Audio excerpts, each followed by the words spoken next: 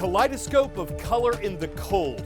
The illuminated winter scene seen here is that of Harbin, China. It's a city located in the northeastern part of the Asian country, and it makes sense that it hosts the nation's annual Ice and Snow Festival because the highest temperature expected here over the next week is 12 degrees Fahrenheit.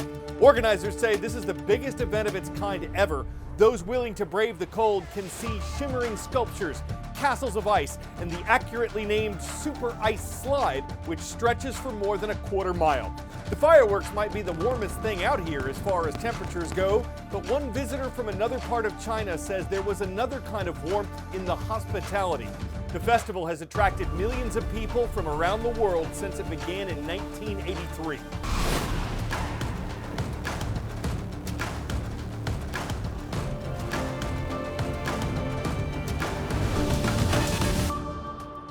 Hi, I'm Carl Azuz for The World from A to Z. Thank you for joining us for our second show of the season. On Monday, Canada's Prime Minister announced he would resign from his job as soon as his political party, the nation's Liberal Party, chooses a new leader. Justin Trudeau has led the North American nation since 2015. His priorities have included elevating the rights of Canada's Indigenous groups and addressing climate change.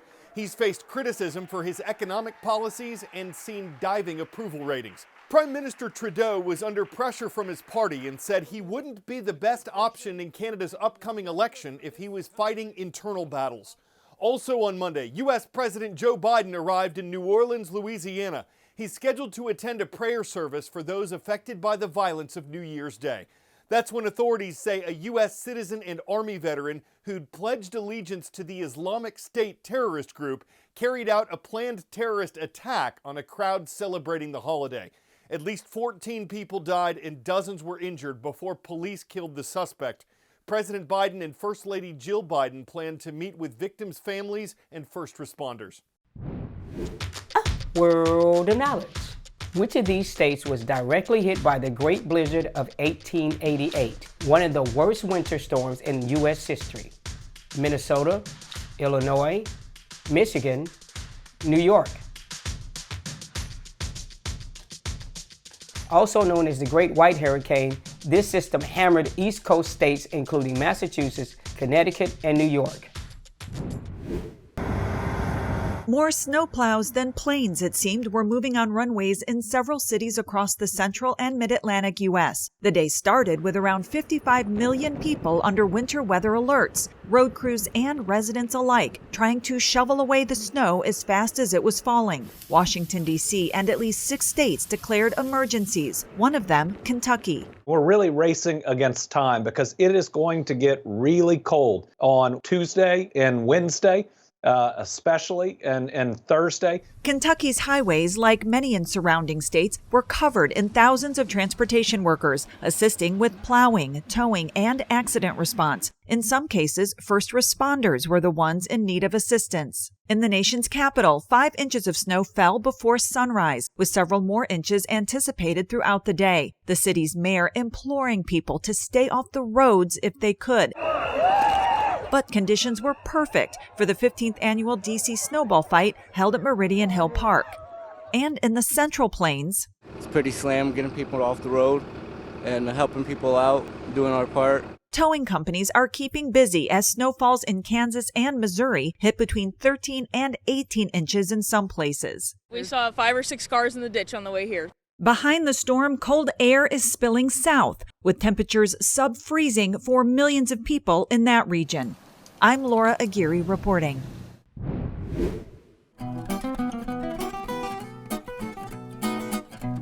On this date in world history, Jupiter has 4 Galilean moons, and it was on January 7, 1610 that the Italian astronomer Galileo first noticed the objects while using a homemade telescope.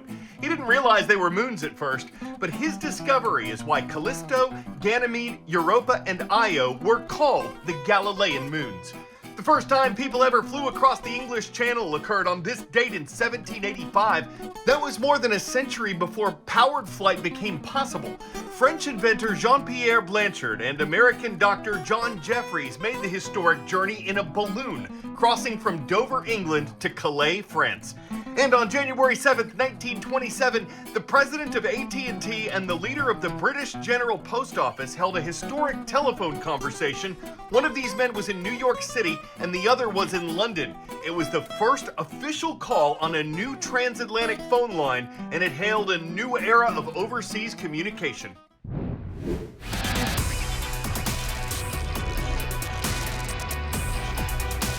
Where in the world? This is an island nation in the Pacific Ocean. It was once an enemy of the U.S., but it is now a close ally. It's prone to earthquakes, typhoons, and tsunamis. This is Japan, a nation of more than 123 million people. For skateboarding legend Yuto Horigome, these ramps aren't just where he struck gold at the Tokyo Olympics.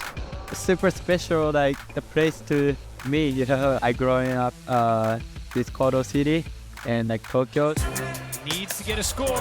Now, the world is his playground. From California to Paris to Brazil. Horigome is picking up medals and breaking records. The two-time Olympic medalist is the name in skateboarding right now, and he has the tricks to prove it. Horigome lives in LA now, and every trip back to Japan reminds him of how different the skateboarding culture is here. In Japan, like when you're skating at the street, like if people doesn't like get it. Skateboarding being Olympics, obviously sports, but like skateboarding more like culture and like street, like it's very important. And I growing up like that, so like I don't want to forget. So how do you want to change skateboarding culture in Japan? Definitely, I wanted to make more big. Maybe like if I can skate like more like free in Japan, like street skating. Add that to his to-do list for the new year. Next year has like Tampa Pro. That contest like super special because it has like a lot of history back in the day. So no one had like 3 in a row. So like I wanted to try like 3 in a row too. Okay, like a hat trick. That's super important to me, actually, even tricks too. Like, I wanted to do like the trick like no one does. Maybe 2026, like has like Thrasher has like skate over the year. Like that's like everyone wanted to get it. Like that's my dream too. So.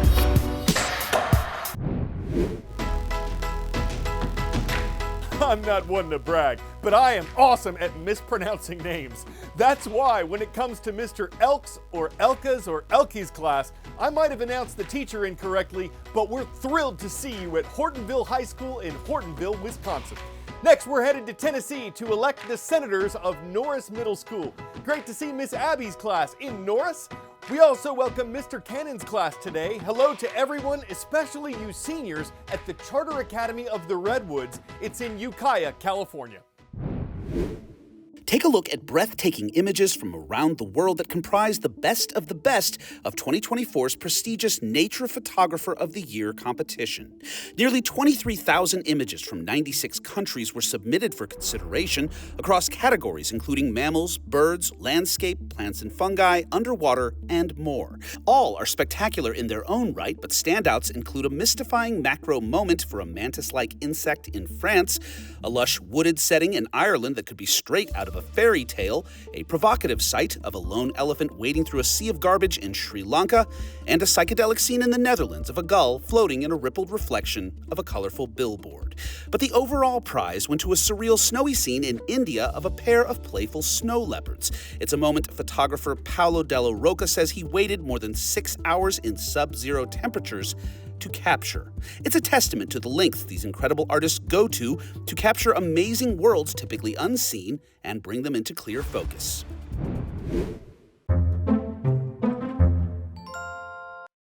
Throwing away a Christmas tree isn't something most people look forward to after the holidays. But in the nation of Germany, folks have found a way to make a sport of it. And the Paris 2024 Olympic tape only adds to the festivities.